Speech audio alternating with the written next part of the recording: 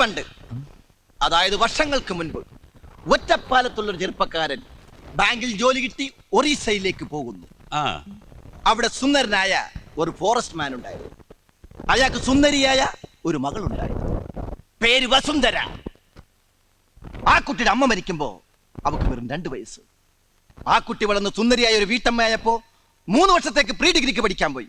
ഡിഗ്രിക്ക് പഠിക്കുന്ന കുട്ടി അവിടെ പ്രൊബേഷണറായിട്ട് കേരളത്തിൽ നിന്നും വന്ന ഒരു മാന്യ പിശാച് എന്ന് പറയുന്നതാണ് ശരി. അതെ, ആ മാന്യ പിശാച് അവളെ വളച്ചെടുത്ത് ഗർഭിണിയാക്കി.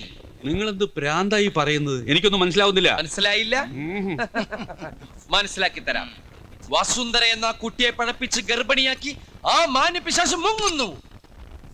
അവിടെ ഒരു ജാരസന്തതി പിറക്കുന്നു.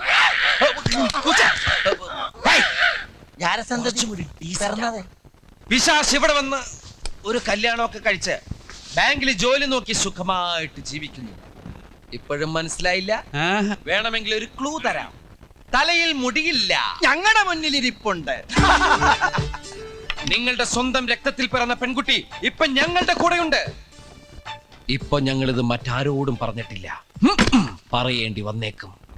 ഞങ്ങളുടെ RC ബുക്കും പേപ്പറും തന്നില്ലെങ്കിൽ ശ്രീധര കൈമളുടെ ജാരസന്ധതി കഥ ഞങ്ങളുടെ അങ്ങാടി പാട്ടാക്കും. ഇത് സത്യം. ശിവം സുന്ദര.